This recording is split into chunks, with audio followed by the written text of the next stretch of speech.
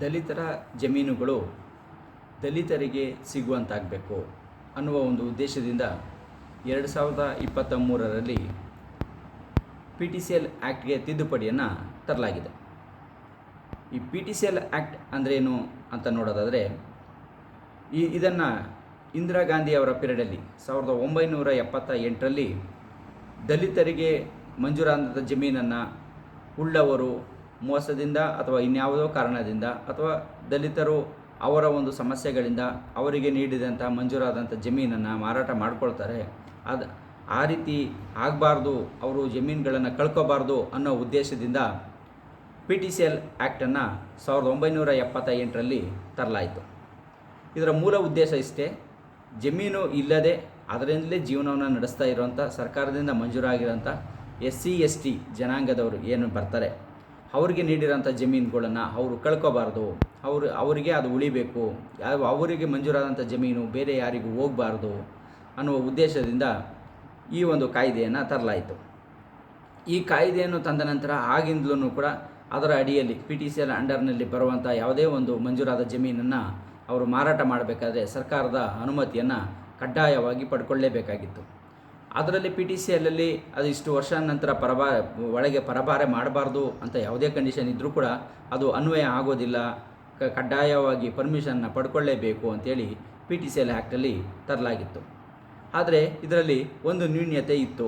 Section 5ನಲ್ಲಿ ಯಾವುದೇ ಒಂದು ಕಾಲಮಿತಿಯನ್ನು ಹಾಕಿರಲಿಲ್ಲ.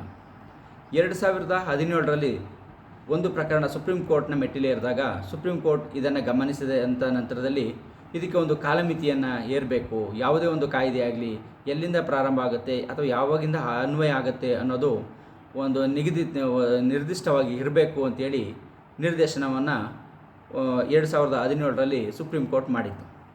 So ಅದರ ಅನ್ವಯ ಕರ್ನಾಟಕ ಸರ್ಕಾರ 2023ರಲ್ಲಿ ಒಂದು ಕಾನೂನಿಗೆ ತಿದ್ದುಪಡಿಯನ್ನು ತಗೊಬಂದು PTCL ಆ್ಯಕ್ಟ್ಗೆ ತಿದ್ದುಪಡಿಯನ್ನು ತಗೊಬಂದು ಅದರಲ್ಲಿ ಕಾಲಮಿತಿಗೆ ಸಂಬಂಧಿಸಿದಂತೆ ಸೆಕ್ಷನ್ 5 ಸಬ್ಕ್ಲಾಸ್ 1 ಸಬ್ಕ್ಲಾಸ್ C ಏನಿದೆ ಈ ಒಂದು ಕ್ಲಾಸನ್ನು ಸೇರಿಸಿ ಒಂದು ನಿಗದಿತವಾದ ರೀತಿಯಲ್ಲಿ ಮಾಡಿದೆ. ಇದರ ಅನ್ವಯ ಯಾವುದೇ ಒಂದು ಜಮೀನುಗಳಾಗಲಿ ಅದನ್ನು ಕಳ್ಕೊಳ್ಳುವ ಒಂದು ಭೀತಿ ಇಲ್ಲ. ಇದಕ್ಕಿಂತ ಮೊದಲು ಕೆಲವೊಂದು ಬಾರಿ ನೀವು ಅರ್ಜಿಯನ್ನು ಹಾಕಬೇಕಾದ್ರೆ ತುಂಬ ತೀರಾ ಹಳೆಯ ಒಂದು ಪ್ರಕರಣ, ತುಂಬ ವರ್ಷಗಳ ನಂತರ ಈ ಒಂದು ಅರ್ಜಿಯನ್ನು ಹಾಕಿದ್ದೀರಿ ಅಂತೇಳಿ ಕೆಲವೊಂದು ಬಾರಿ AC ಕೋರ್ಟಲ್ಲಿ, DC ಕೋರ್ಟಲ್ಲಿ ಅಥವಾ ಹೈಕೋರ್ಟ್ ಅಥವಾ ಸುಪ್ರೀಂ ಕೋರ್ಟ್ಗಳಲ್ಲೂ ವಜಾ ಆಗಿರುವ ಪ್ರಕರಣಗಳು ಇದೆ. ಸೊ ಆ ರೀತಿ ಆಗಬಾರ್ದು ಅನ್ನೋ ಒಂದು ಉದ್ದೇಶದಿಂದ ಕಾಲಮಿತಿ ಇರಬೇಕು ಅಂತಂತೇಳಿ ಇದು ಮಾಡಿದಾಗ 2023ರಲ್ಲಿ ಈ ತಿದ್ದುಪಡಿಯನ್ನು ತರಲಾಯಿತು. ಆ ತಿದ್ದುಪಡಿಯಂತೆ ದಲಿತರಿಗೆ ಮಂಜೂರಾದಂಥ ಯಾವುದೇ ಒಂದು ಜಮೀನು, ಆ ಜಮೀನಿಗೆ ಸಂಬಂಧಪಟ್ಟಂತೆ ಯಾವಾಗ ಬೇಕಾದರೂ ಮಾರಾಟ ಆಗಿರಲಿ, ಯಾವಾಗಲೇ ಬೇಕಾದ್ರೂ ಮಂಜೂರಾಗಿರಲಿ, ಅಂದರೆ ಮಂಜೂರಾತಿಯ ದಿನಾಂಕ ಆಗಲಿ, ಆ ಮಂಜೂರಾತಿ ಪಡ್ಕೊಂಡ ಮೇಲೆ ಯಾವಾಗಲೇ ಮಾರಾಟ ಮಾಡಿದರೂ ಕೂಡ, ಅಂದರೆ ಎಷ್ಟೇ ವರ್ಷಗಳ ಹಿಂದೆಯೇ ಮಾರಾಟ ಮಾಡಿದರೂ ಕೂಡ ಅದು ಲೆಕ್ಕಕ್ಕೆ ಬರೋದಿಲ್ಲ.